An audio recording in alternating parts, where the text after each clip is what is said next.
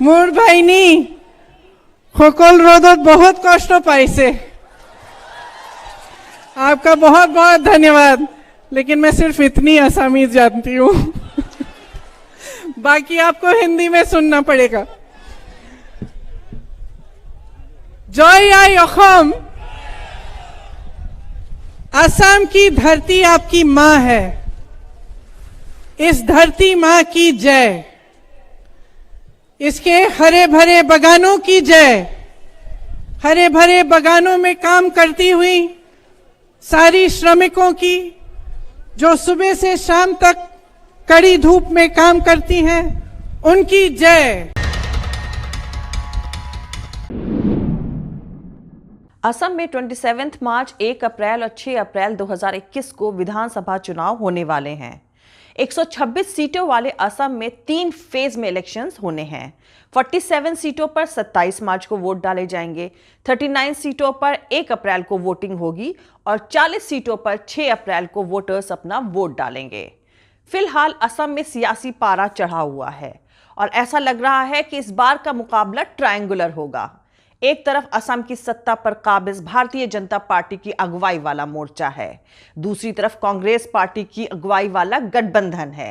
इस इलेक्शन को ट्रायंगुलर बनाने का काम 2019 का CAA कानून यानी नागरिकता संशोधन कानून के खिलाफ चल रहे प्रोटेस्ट के दौरान बना गठबंधन कर रहा है।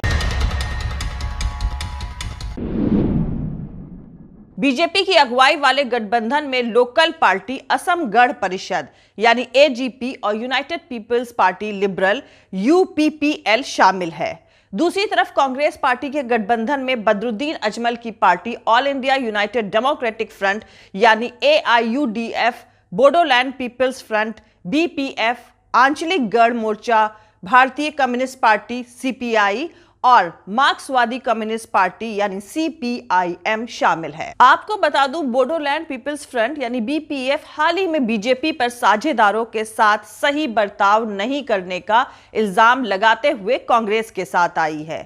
कांग्रेस ने असम में पार्टी को जीत दिलाने की जिम्मेदारी छत्तीसगढ़ के चीफ मिनिस्टर भूपेश बघेल को सौंपी है और जब से भूपेश बघेल ने असम के दौरे शुरू किए हैं, सियासी हवा बदलती दिख रही है।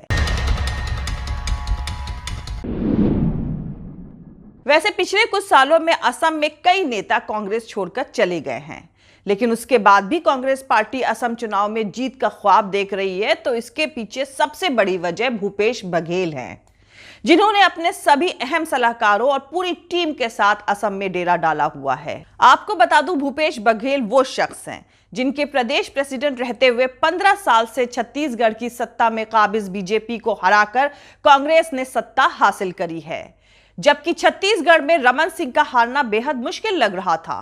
चीफ मिनिस्टर की कुर्सी के 4 दावेदारों के बीच कांग्रेस आला कमान ने भूपेश बघेल को ही चुना और उसके बाद से ही बघेल ने आला कमान की नजरों में अपना सियासी कद बढ़ा लिया है। वैसे असम में कांग्रेस का आधार काफी मजबूत रहा है। तरुण गोगोई की क़यादत में वहां वो लगातार 15 साल तक सरकार चला चुकी है, लेकिन 2016 के विधानसभा चुनाव में उसकी करारी हार हुई थी। पर अब कांग्रेस आला कमान को भी उम्मीद है कि बघेल की अगुवाई में कांग्रेस असम में वापस आ सकती है। इसलिए प्रियंका गांधी और राहुल गांधी असम में रैलियां कर चुके हैं और आने वाले दिनों में कुछ और रैलियां भी करेंगे। तो मैं पहली बात आपको कहना चाहता हूं, असम अकॉर्ड की प्रिंसिपल्स को मैं और कांग्रेस पार्टी के सब नेता डिफेंड करेंगे, प्रोटेक्ट करेंगे और 1 इंच उससे पीछे हम नहीं हटने वाले।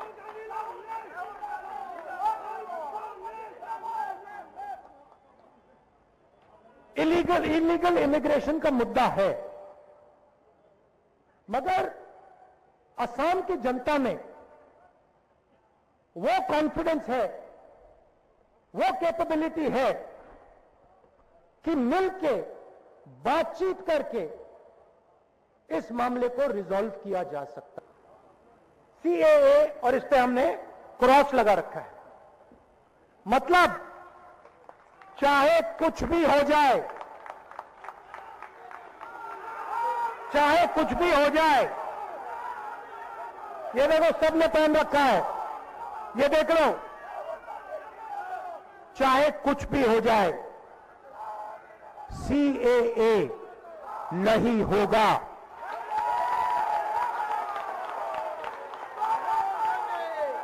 हम दो हमारे दो, हम दो हमारे दो।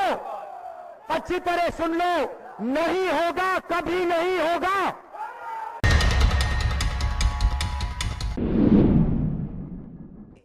दरअसल कांग्रेस को पता है कि CAA यानी सिटीजनशिप अमेंडमेंट एक्ट के खिलाफ हुए आंदोलनों, चाय बागानों के वर्कर्स की नाराजगी, बेरोजगारी, महंगाई के मुद्दों की वजह से उसे असम में मदद जरूर मिलेगी। इसके अलावा बदरुद्दीन अजमल की पार्टी AIUDF और BPF जैसे अहम दलों के साथ आने के चलते भी कांग्रेस सत्ता में वापसी की उम्मीद कर रही है। वहीं दूसरी तरफ इस चुनाव में तीसरी ताकत के तौर पर उभर रहे रायजोर दल यानी RD और असम जातीय परिषद यानी AGP का गठबंधन भी इस सियासी मैदान में है। ये दोनों पार्टियां 2019 के CAA यानी नागरिकता संशोधन कानून के खिलाफ चले प्रोटेस्ट के दौरान उभरी है। आपको पता ही है कि सिटीजनशिप अमेंडमेंट एक्ट कानून बांग्लादेश, पाकिस्तान और अफगानिस्तान से भारत आने वाले गैर मुस्लिमों को सिटीजनशिप देने से जुड़ा कानून है और असम में इस कानून के खिलाफ प्रोटेस्ट करने वाले किसी भी बाहरी शख्स को असम में बसाने का विरोध कर रहे हैं।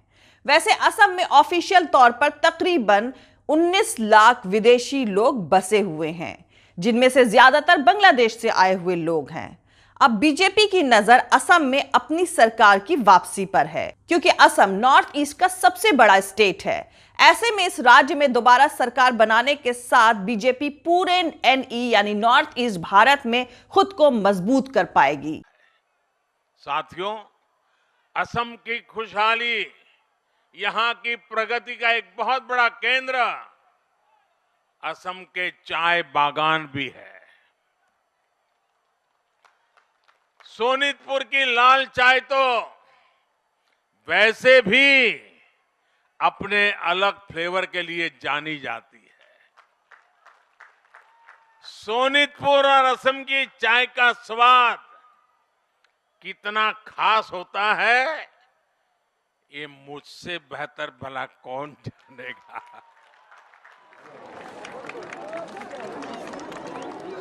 इसलिए मैं हमेशा से चाय वर्कर्स की प्रगति को पूरे असम की प्रगति से जोड़ करके ही देखता हूं।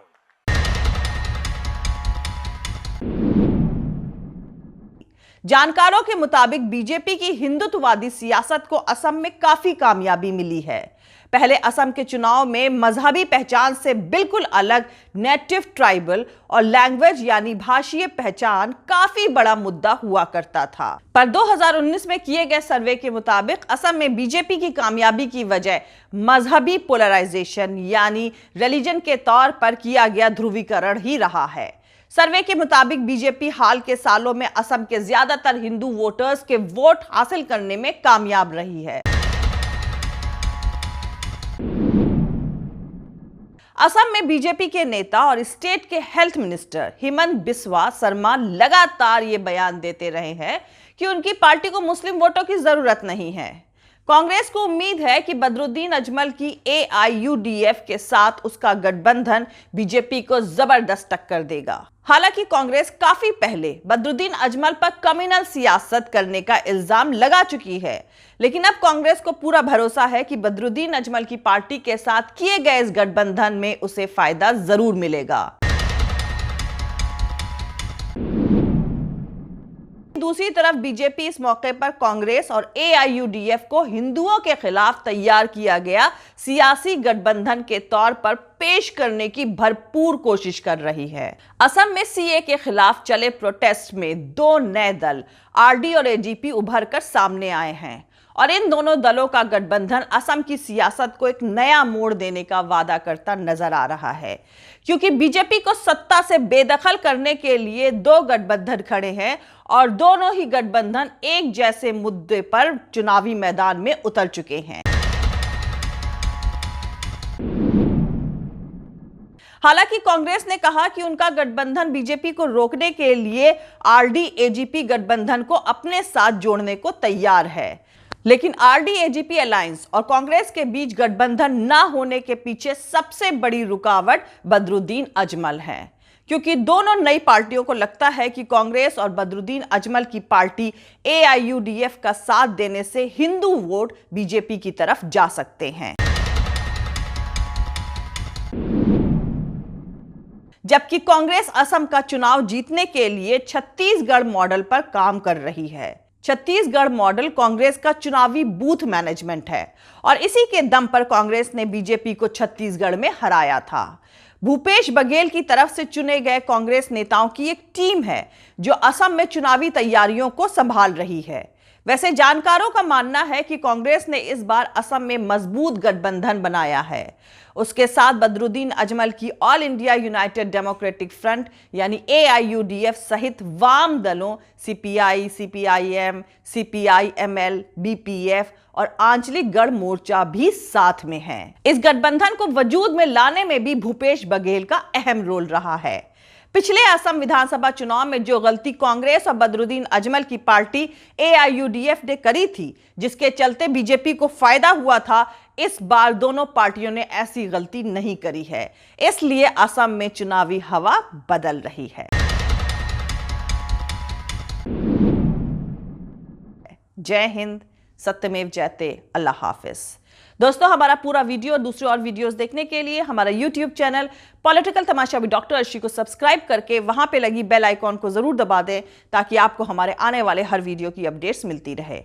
और दोस्तों, अगर आपको हमारा काम पसंद आता है, हमारे वीडियोस पसंद आते हैं तो www.patreon.com/dr अर्शी खान पर जाकर डोनेट करके आप हमारे काम को सपोर्ट कर सकते हैं। दोस्तों, अगर आपको हमारा वीडियो पसंद आता है तो लाइक और शेयर करना हरगिज नहीं भूलें। आप हमें फॉलो भी कर सकते हैं हमारे ट्विटर, इंस्टाग्राम और फेसबुक पेज पर। मेरा ट्विटर हैंडल है @arshi_aziz Khan। Thank you. मिलते हैं अगले वीडियो में।